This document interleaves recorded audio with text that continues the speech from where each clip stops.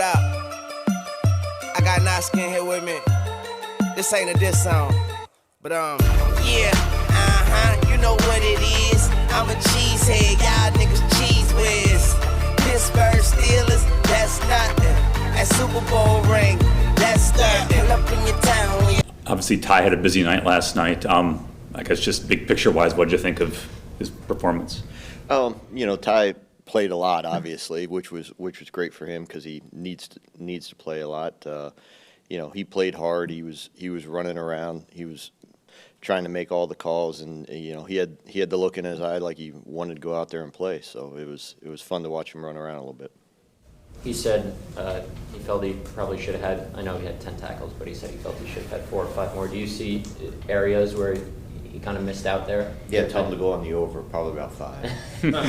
Yeah, there was some opportunities for him to make a couple more plays, and that's what growing and learning in the process is for. The whole training camp thing, the whole process of the off season leading into training camp, and then going into your first game. There's stages of everything, and last night was at least his first game. He also talked about how he was told he's going to have a lot on his plate, but he really welcomed it. What does that say about a 7th round kid? Take that on.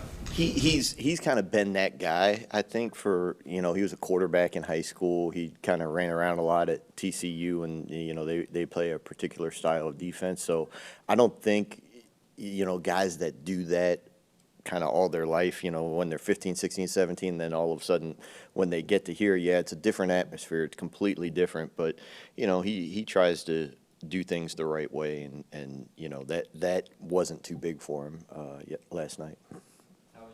It looked like it was Oren's left shoulder. Is that anything concerning for you long term? I don't know. We're still gathering all that stuff, so Coach will be able to speak to that, I would imagine.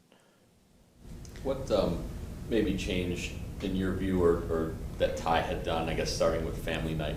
I think Bolton was kind of running some second team stuff with James. So did Ty just kind of, and I hate to say a light bulb went on, but what did you see, I guess, that you thought he had earned sort of more of a role?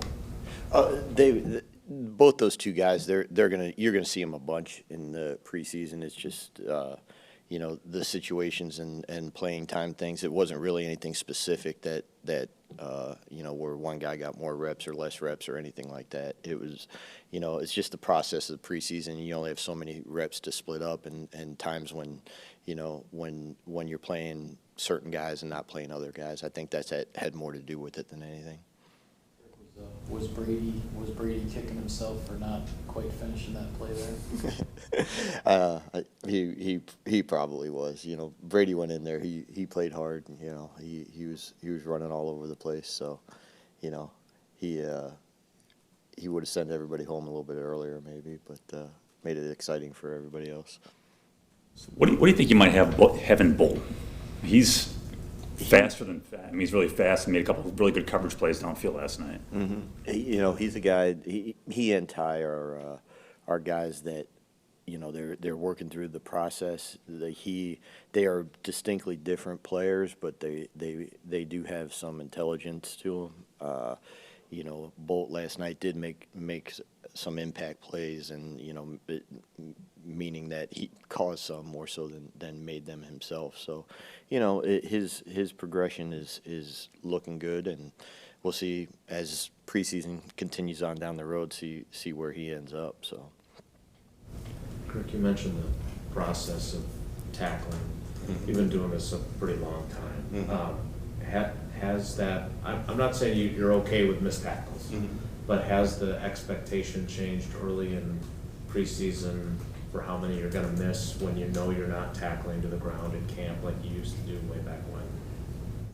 No, the expectation is the same, but the process is obviously different than it was a while back, and you simulate as much as you possibly can, and a lot of it also has to do with you got some guys that are playing 80 snaps, and they're you're chasing a quarterback around that he had some mobility about him.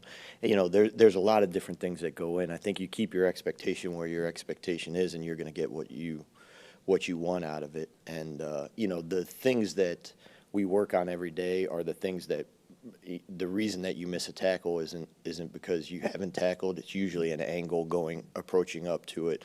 It's usually a body position or a foot position as you go up. So a lot of those things can be coached without doing it live. And, those are the things that on film, I think they come to life more when, oh, shoot, I can tackle this guy and I didn't have my feet right. That's why we do that drill. I think those things come to life a little bit more now when you have an opportunity to bring people to the ground, and that's why the progression of it probably has changed, but the expectations on our end really haven't changed. Back to OB, I remember back in, I think it was OTAs, we talked about you're working on his eyes. That was your focus. Have you gotten where you needed to get to in that regard?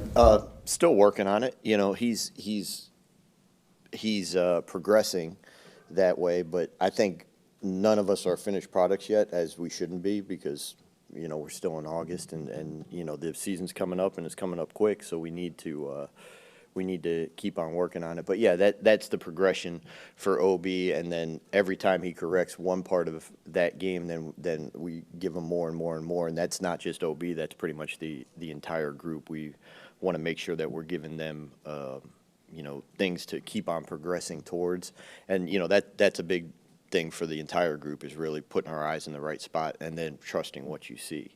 And as a group, I think we're doing a better job of that, and you just need to progress, and each week gives you a different challenge about where to put your eyes and what that means. So, as we're starting to play these games, it's going to be good to see who can translate those things. All pre-snap stuff, is that what you're working on there, or is that? It's pre-snap and post-snap. Okay. You got to put your eyes in the right spot depending on what formation you're getting and what coverage you're playing. So when you do put them in the right spot, then a guy can go in, he can go out, he can pass block, there's a bunch of different things that can go on, and you have to be able to interpret those like that. And those are the things that we have to be able to make sure that everybody's on the same page with, and that's why you need guys that are quick thinkers, and you do a lot of drills and a lot of things in the meeting room to get guys to be able to think quickly. Speaking of things we talked about in OTAs, we talked about Blake too, and the idea of being more of a playmaker and making the plays that are there. We haven't talked to you this camp. He had that nice interception of Rodgers at the goal line early in camp, if you remember. Do you see him trending toward, as he gets more and more comfortable in year 2 of the scheme, trending toward being able to make those plays for you from what you've seen? I mean, Blake's done a nice job. He's, I think when you guys talk to him, he feels more comfortable right now, which is nice to see. And I'm happy with where Blake's at right now in just his development, because whenever you start talking about we need him to go make plays, I think I mentioned it in OTAs, we want Blake to make his plays, and then from there it's going to progress to what we all need. As long as Blake makes his plays, he's a very capable, very good football player, and that's what we want him to kind of progress. And he had said that was an issue for him last year, was maybe trying to do too much or go places where he shouldn't be.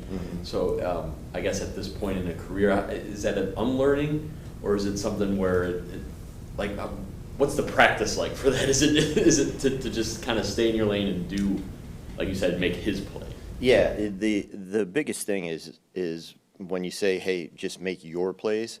When you're a linebacker, there's a ton of plays out there to make. So if you make all of those plays and then you play with great effort, there's probably about 3 or 4 more out there for you to make. And then every once in a while, there's going to be an opportunity for you to make a really, what everybody sees as a very big play, but it's just your play. I mean, on every play, there's going to be somebody that kind of has the hard job.